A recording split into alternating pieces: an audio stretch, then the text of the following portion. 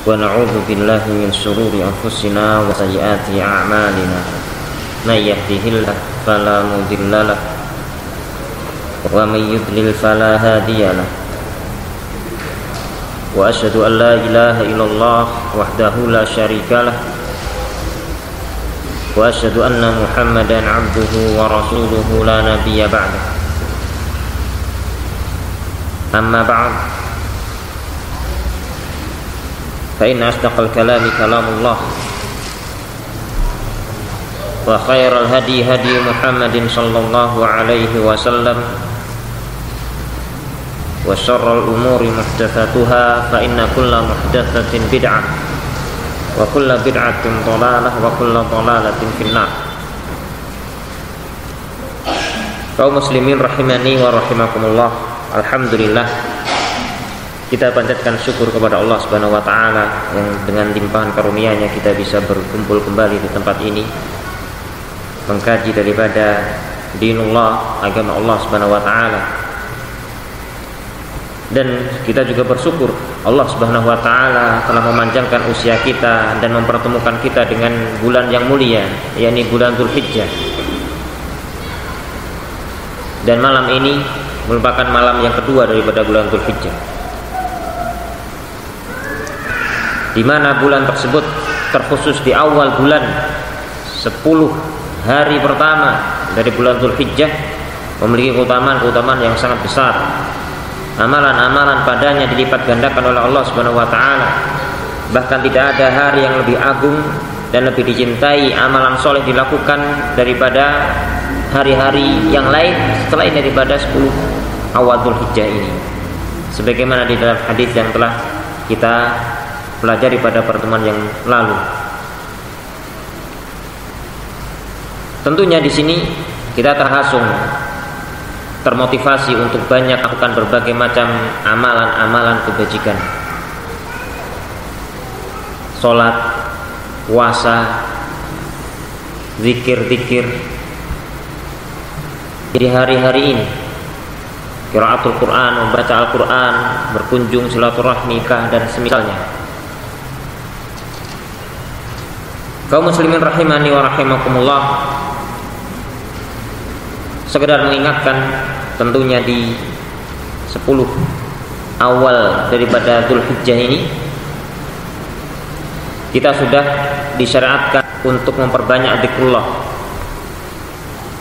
untuk bertakbir, takbir mutlak. Demikian pula nanti di saat kita memasuki Yaum Arafah, yakni pada tanggal 9 Dzulhijjah,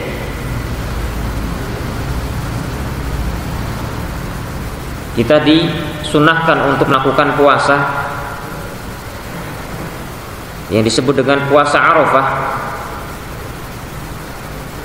Disyaratkan bagi selain jamaah haji kita yang tinggal di negeri kita ini, di mana Rasulullah Shallallahu Alaihi Wasallam bersabda, "Ahtasibu ala an yukaffir sanah allati qablah was sanah allati ba'dah." Aku berharap bahwasannya puasa yang dilaksanakan pada tanggal tersebut akan bisa menghapuskan dosa 1 tahun sebelum dan 1 tahun setelahnya. Tentunya harapan ini berlaku bagi orang-orang yang menjalankan puasa karena Allah Subhanahu wa taala, muhtasiban, mengharapkan pahala darinya, melaksanakan puasa dengan sempurna 1 hari penuh dan menjauhi dari berbagai macam perusak-perusak puasa tersebut. Dengan itu akan diharapkan puasa yang kita laksanakan mampu untuk menghapuskan daripada 1 tahun yang telah lewat dan 1 tahun yang akan datang. Kaum muslimin rahimani wa rahimakumullah. Kemudian setelah itu kita memasuki tanggal yang ke-10 setelah Yaum Arafah, di mana pada tanggal 10 Dzulhijjah kaum muslimin merayakan hari Idul Adha, dan hari tersebut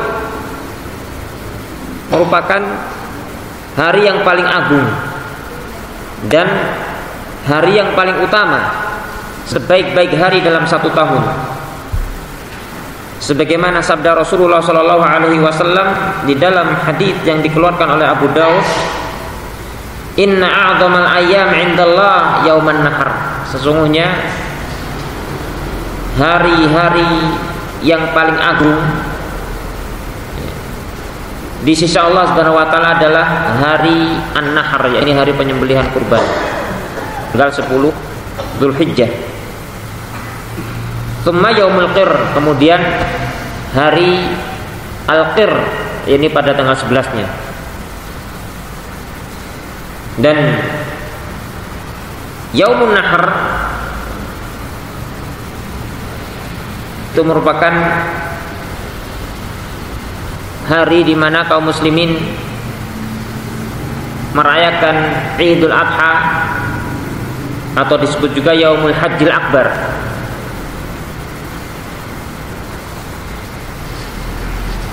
Amalan yang dilaksanakan pada hari tersebut bernilai sangat tinggi di sisi Allah Subhanahu wa taala, bahkan lebih agung daripada Yaum Arafah, berdasarkan hadis Rasulullah SAW yang telah dibacakan tadi. Khairul ayyam indallah yaumun nahr, sebaik-baik hari di sisi Allah adalah Yaumun Nahr.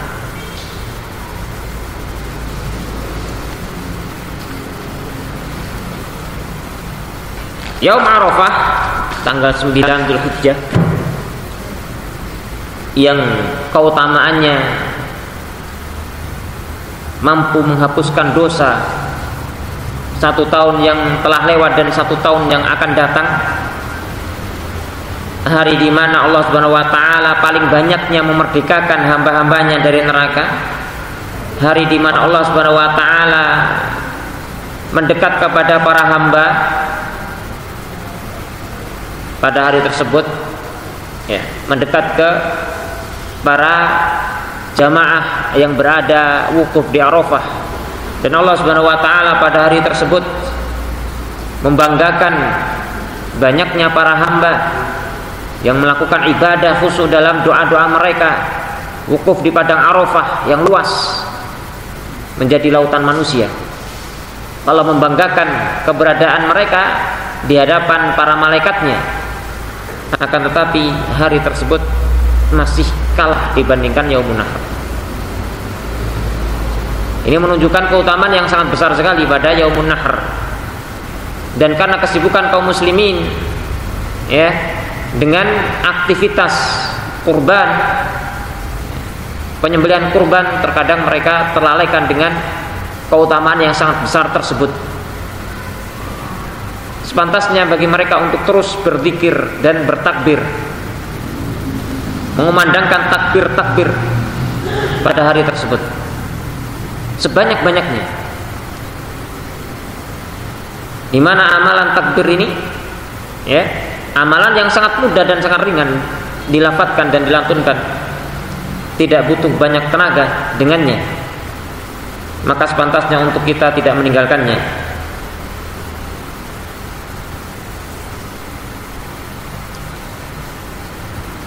Kaum muslimin rahimani wa rahimakumullah, semenjak tanggal 9 atau Yaum Arafah, tanggal 9 Dzulhijjah, kita disyariatkan oleh Allah Subhanahu wa taala untuk bertakbir dengan takbir muqayyad. Disebut demikian oleh para ulama, yakni takbir muqayyad. Yakni takbir yang dilaksanakan ba'da sholawat, setelah sholat fardu.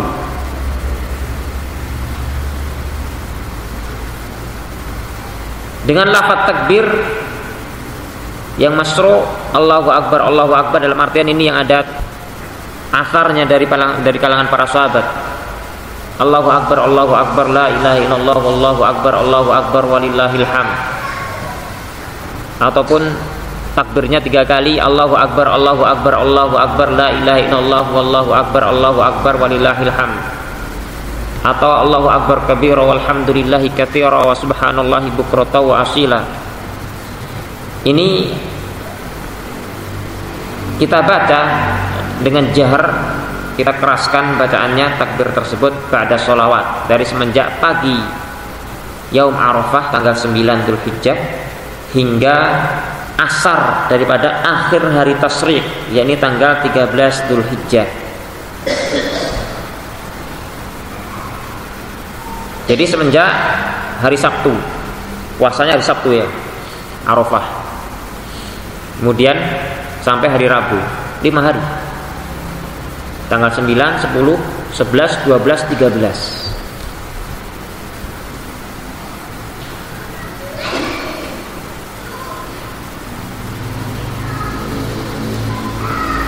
Dan Allah Subhanahu wa taala menyebutkan perintah tersebut di dalam firman-Nya, wadzurullaha fi ayyamin ma'dudah.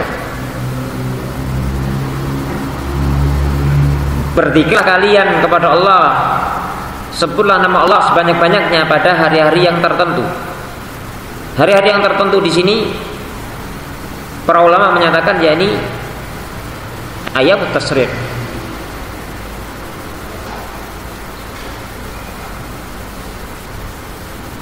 Sehingga takbir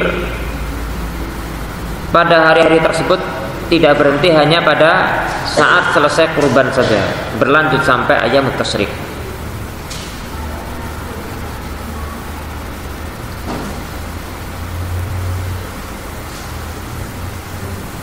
Kaum muslimin rahimani wa rahimakumullah, pelaksanaan daripada penyembelihan kurban itu adalah ba'da sholatil Id, ba'da sholat, sebagaimana di dalam hadis man dzabaha qabla an yusalli falyu'id maka nahu ukhra wa man lam yadzbah falyadzbah. Setelah sholat Id sampai akhir daripada hari-hari tasyrik. Jadi ada 4 hari untuk penyembelihan. Seandainya seseorang dia baru mendapatkan rizki dari Allah Subhanahu wa taala setelah Id misalnya, 1 hari 2 hari setelah Id, maka masih ada kesempatan bagi dia untuk berkurban. Rasul sallallahu alaihi wasallam menyatakan kullu ayyamit tasyrik dzabh. Seluruh daripada hari-hari tasyrik adalah dzabh, adalah hari penyembelihan.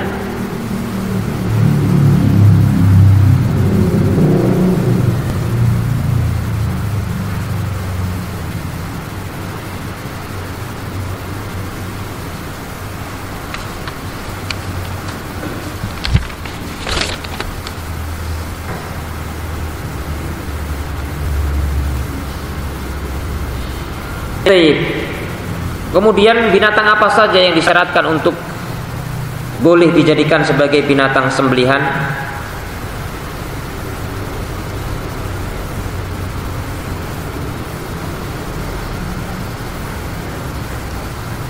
Allah Subhanahu wa taala menyatakan di dalam surat Al-Hajj, liyadhkuru smallahi ala ma razaqahum min bahimatil an'am. Liyadhkuru smallahi ala ma razaqahum, supaya mereka menyebut nama Allah disebabkan atas rezeki yang Allah berikan kepada mereka, min bahimatil an'am, dari bahimatil an'am. Ini untuk mereka berkurban pada hari Idul Adha tersebut dengan karunia yang Allah berikan kepada mereka berupa harta, untuk mereka berkurban kepada Allah Subhanahu wa taala min bahimatil an'am, dari bahimatul an'am. Dan bahimatul an'am disebutkan oleh Ibnu Abdul Bar dan juga Ibnu Rusd, kesepakatan ijma' para ulama bahwasanya yang dimaukan dengan bahimatul an'am adalah 4 jenis binatang, dan masing-masingnya boleh berpasangan dalam artian baik jantan maupun betina.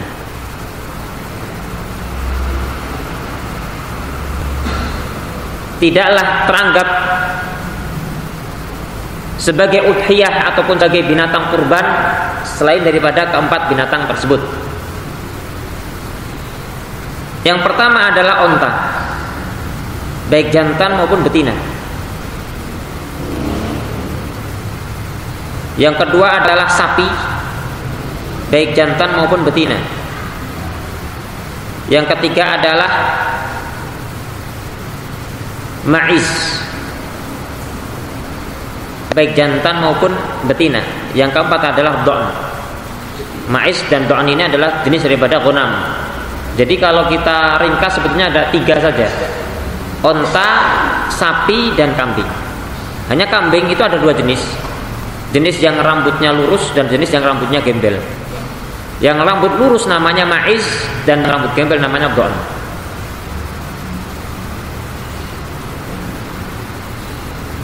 Ini juga boleh jantan, boleh betina. Boleh jantan, boleh betina. Hanya untuk di negeri kita ini tentunya yang ma'ruf adalah yang jantan disembelih. Kemudian juga ada peraturan dari pemerintah memang untuk menyembelih yang jantan, karena yang betina dikhawatirkan nanti kalau dijadikan kurban akan bisa habis ternakan, tidak bisa berkembang biak. Sehingga karena ilah tersebut diperbolehkan untuk menyembelih binatang sebagai kurban kalau semisal bahasa kita apa, majer atau bagaimana. Ini sudah tidak lagi bisa diharapkan beranak pinak, maka boleh dijadikan sebagai binatang kurban.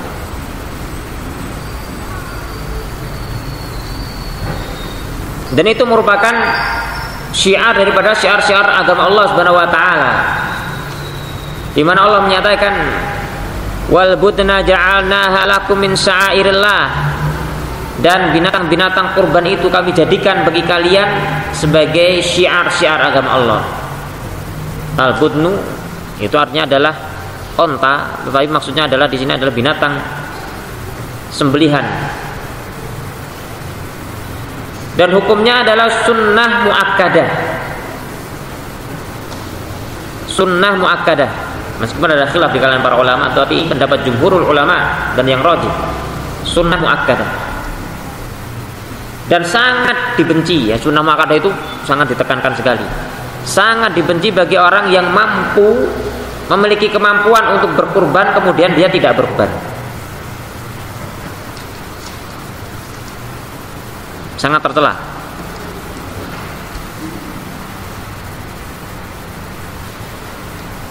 Rasulullah Shallallahu Alaihi Wasallam sendiri beliau berkurban dengan 2 ekor kambing. 2 ekor kambing. Dan beliau sendiri yang menyembelihnya.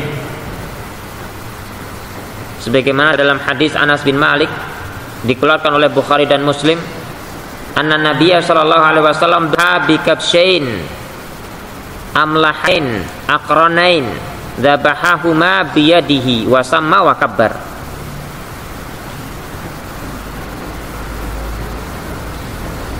Adalah Nabi sallallahu alaihi wasallam beliau berkorban dengan 2 ekor kambing kibas, kambing jantan kibas yang berwarna, kedua-duanya itu amlah. Amlah yakni kambing yang memiliki warna putih dan hitam, di mana warna putihnya lebih dominan.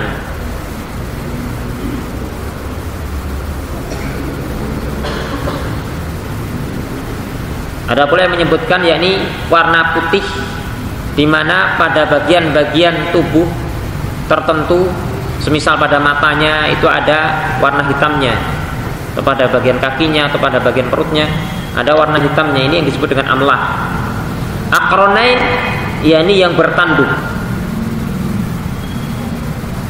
Beliau menyembelihnya dengan tangan beliau sendiri, mengucapkan bismillah, kemudian bertakbir, Allahumma taqabbal minni wa min hadza minni wa min wa li ummati, atau hadza li wa li ummati. Ada nanti doanya, kita akan sebutkan insyaallah, doa di saat berkurban.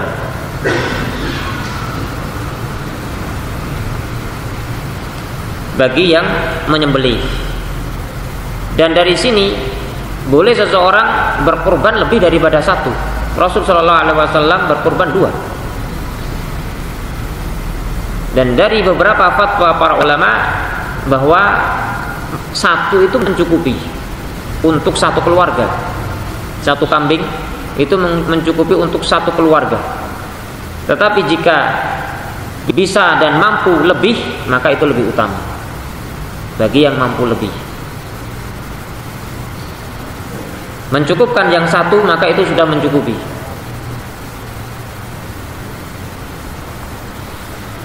Kemudian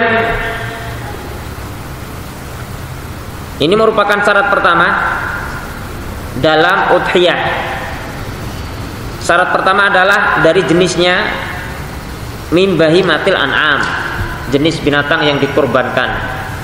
Maka tidak sah berkurban dengan binatang selain 3 jenis binatang tadi, onta, sapi, dan kambing. Walaupun di sana ada binatang yang mungkin lebih mahal harganya. Ini saya berkurban, harganya mahal ini. Berapa? Harganya ini 50 juta. Lah apa? Ayam jago cemani. Tidak sah. Walaupun harganya lebih mahal. Mau berkurban dengan apa? Saya sangat cinta dengan yang namanya burung. Walaupun harganya ratusan juta, tidak sah untuk dijadikan kurban.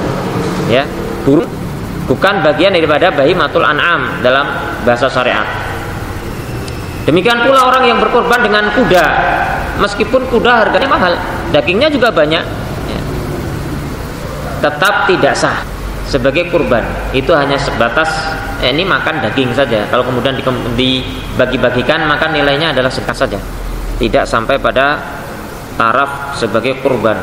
Karena kurban ini adalah ibadah yang diatur tata caranya oleh syariat, maka harus dijalankan sesuai dengan syariat,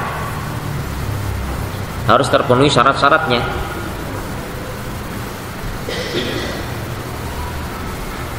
Kaum muslimin rahimani wa rahimakumullah, syarat yang kedua di dalam udhiyah untuk bisa sah adalah harus selamat dari aib binatang tersebut, ya, selamat daripada aib.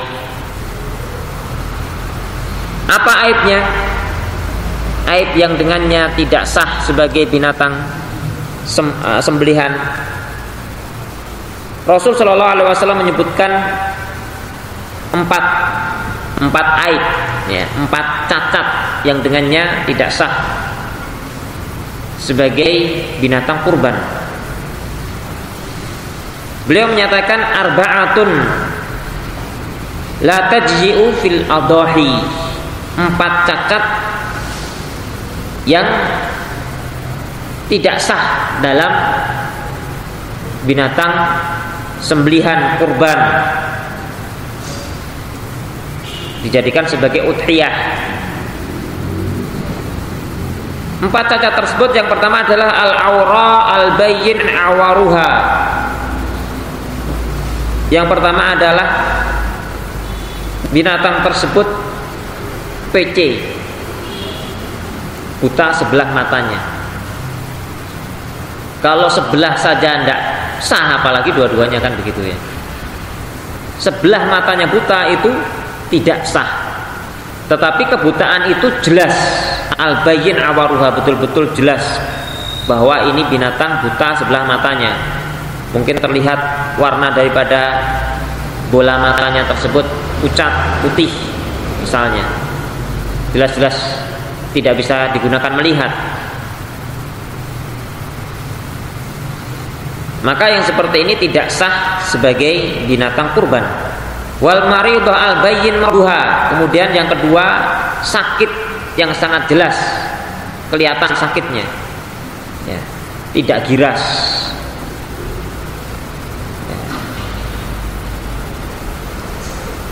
Binatang tersebut hanya sekedar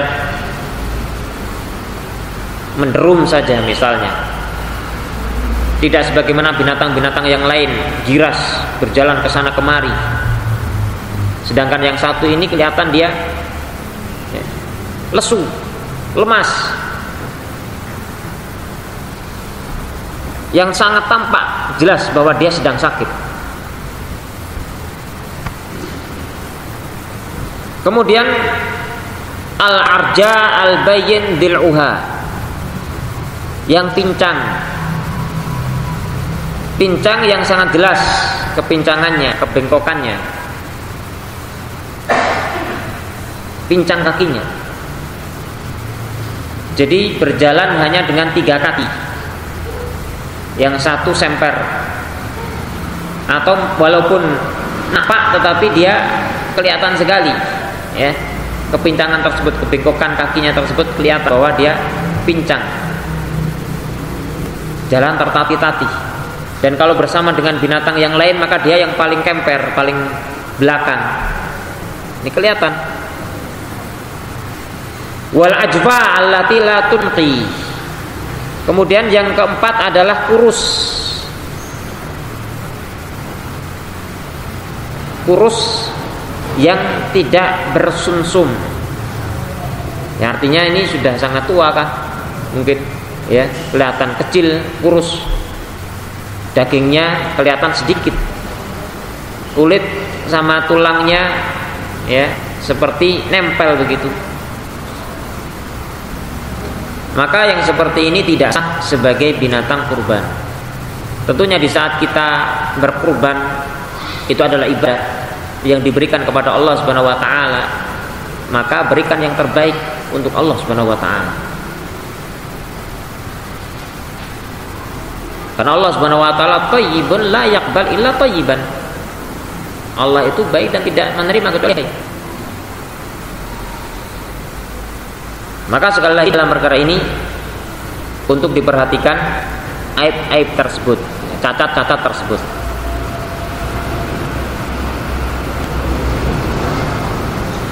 Adapun waktu penyembelihan maka tadi telah disebutkan hadisnya, man dzabaha qabla shalah fa innama yadbahu li nafsihi, dan ini merupakan syarat yang ketiga daripada binatang sembelihan, disembelih pada waktunya.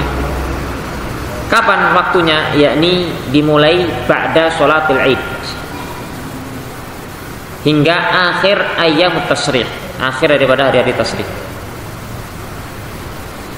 Kalau seseorang menyembelih sebelum sholat Id, maka itu hanya sekedar binatang sembelihan biasa.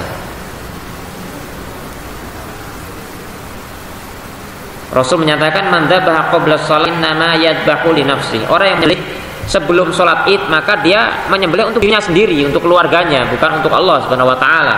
Karena dia menjalankan sesuatu tidak sesuai dengan apa yang Allah Subhanahu wa taala tuntunkan. Ini perhatikan, satu amalan yang sama persis, ya, tidak ada sisi-sisi yang lain. Binatangnya juga itu, tata cara menyembelihnya juga itu, dengan bismillah dan sebagainya. Hanya karena belum masuk waktunya maka tidak teranggap sebagai ibadah. Tidak teranggap sebagai apa? Ibadah. Padahal harinya juga itu, hanya sekedar selisih antara ba'da shalah dengan qabla shalah, sebelum dan sesudah. Itu saja perbedaannya. Kenapa demikian? Hikmah apa yang dimaukan? Hikmahnya adalah bahwasanya kita ibadah ini dalam rangka ketundukan kita kepada Allah Subhanahu wa taala, bukan semaunya. Karena Allah memang tidak menerima ibadah yang semaunya. Karena disyariatkannya ibadah itu tujuannya adalah untuk seseorang tunduk dan patuh. Allah itu sangat tidak butuh kepada ketaatan kita. Tidak ada orang yang bisa memberikan kebaikan kepada Allah Subhanahu wa taala. Tetapi yang Allah inginkan kepada kita adalah tunduk dan patuhnya kita. Sehingga syariat pada masing-masing nabi itu berbeda-beda karena ini. sebagai ketundukan, bukan sekedar ini adalah baik ya. Hatta semua manusia menganggap sesuatu amalan adalah kebaikan. Di saat Allah Subhanahu wa taala tidak mencontohkan atau tidak memerintahkan, Rasul tidak menganjurkan dan Rasul juga tidak menjalankan, maka jangan untuk kemudian dinisbatkan kepada Allah dan dinisbatkan kepada agama Allah. Laisa bisyai, itu bukan sesuatu, bukan apa-apa. Karena Allah Subhanahu wa taala menginginkan untuk disatukan dalam perkara ini, ketundukan terhadap syariatnya. Masalahnya hanya sekedar belum masuk waktu. Sama seperti sholat juga 2 rakaat misalnya, sama-sama 2 rakaat dijalankan ya sebelum waktu fajar, ya tidak teranggap sholat subuh. Walaupun sholat 2 rakaatnya dengan sangat bagus, panjang, bacaannya bagus, makhrajnya ya, tumakninahnya, dia niati sebagai sholat subuh, ya tidak sah. Begitu. Jadi segala sesuatu dalam agama ini ada rukun dan syaratnya yang dipenuhi dalam perkara-perkara agama, dalam perkara-perkara ibadah. Kemudian syarat yang keempat adalah binatang tersebut telah sampai pada usia yang teranggap secara syar'i sebagai binatang kurban.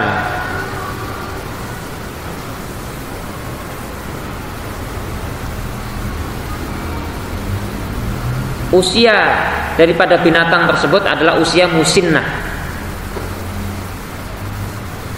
Berdasarkan hadis Nabi Shallallahu Alaihi Wasallam, beliau menyatakan dari sahabat Jabir bin Abdullah, dikeluarkan oleh Muslim, la tadbahu illa musinnatan, jangan kalian menyembelih kecuali yang telah usia musinnah.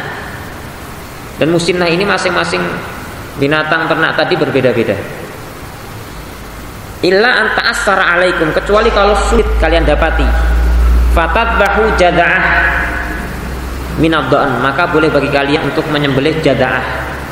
Jada'ah adalah kambing yang usia 6 bulan penuh, 6 bulan sempurna, tetapi dari jenis do'an ya, jada'ah dari jenis do'an. Kalau dari jenis ma'is maka tetap tidak sah. Do'an adalah kambing yang bulunya geribul-geribul itu, gembel, nah itu do'an.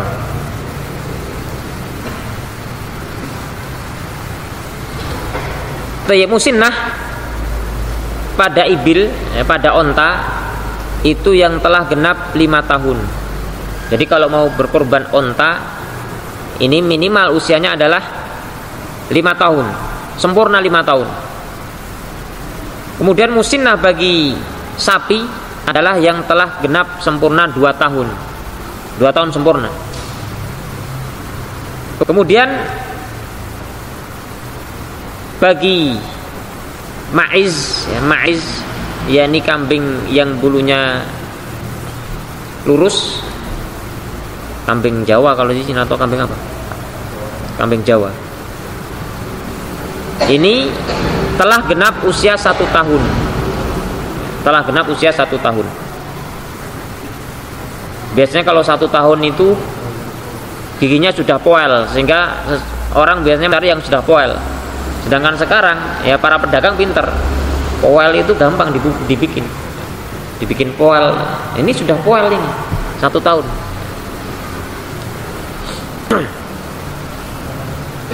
Al-muhim, kita sudah berusaha, semisal kita mendapatkan hal tersebut ya, ternyata itu adalah tipuan ataupun yakni sejenis horor dari pihak penjual kambing, maka urusan kepada dia. Kita sudah sampaikan bahwa cari usia yang 1 tahun. Jangan cari yang poel. Kalau cari yang poel ya benar, pedagangnya ini sudah poel. Cari yang usia 1 tahun. 1 tahun itu minimal untuk kambingnya, maiz. Adapun jika tidak didapati usia 1 tahun, maka boleh kurang daripada itu, tetapi do'an genap 6 bulan.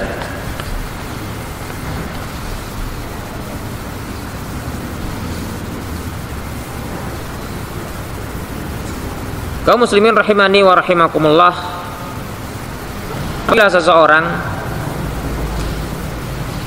telah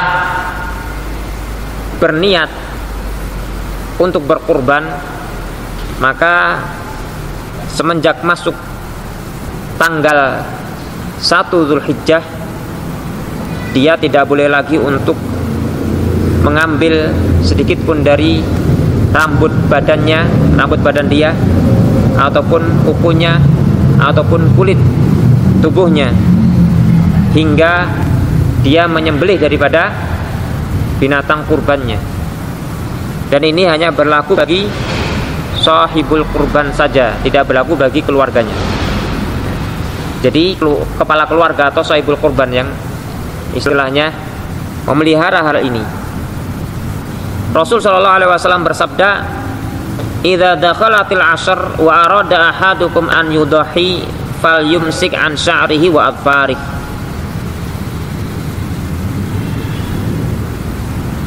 Apabila telah masuk 10, yakni awal daripada Dzulhijjah, sedangkan salah seorang kalian hendak berkurban, maka janganlah dia memotong daripada rambut dan kukunya. Hadis dikeluarkan oleh Imam Muslim dan yang lain. Apabila seseorang lupa misalnya, lupa dia memotong kuku karena kebiasaan dia hari Jumat motong kuku, ini pas tadi misalnya, padahal dia sudah ada niatan untuk berkorban, bahkan sudah mendaftarkan atau bahkan sudah ikut kolektif sapi misalnya, ya. Tapi karena kebiasaan dia hari Jumat kuku, ternyata sudah tanggal 1 ini, 1 Dzulhijjah, ya, dia tidak tahu, kelupaan. Maka dalam keadaan seperti ini tidak ada kafarahnya, tetapi sepantasnya untuk kemudian bertobat kepada Allah Subhanahu wa taala dan memperbanyak amalan saleh. Wallahu taala a'lam bishawab. Juga kemudian perlu untuk dinasihatkan bahwasannya kita masuk kepada hari-hari yang penuh dengan barokah seperti ini. Kita siapkan diri kita yang pertama dengan taubatan nasuha, taubat dengan sebaik-baiknya, dengan sebenar-benarnya dari berbagai macam dosa-dosa. Kita persiapkan untuk menyongsong daripada panen pahala yang besar ini. Kemudian kita tinggalkan dan kita lepaskan berbagai macam perbuatan-perbuatan dosa tersebut, maksiat-maksiat tersebut. Baik maksiat pada mata kita, telinga kita, lisan kita, kaki dan tangan kita, ataupun hati kita, pikiran-pikiran kita. Kita bersihkan diri kita dan kemudian kita berazam, kita tata hati kita, niatan kita untuk mengisi hari-hari ini dengan berbagai macam amalan-amalan ibadah. Wallahu ta'ala alam bisawab. Naktafi lahuna wa sallallahu ala Muhammadin wa ala alihi wa sahbihi ajma'in. Subhanaka wa bihamdika asyhadu an la ilaha illa anta astaghfiruka wa atubu ilaik. Assalamualaikum warahmatullahi wabarakatuh.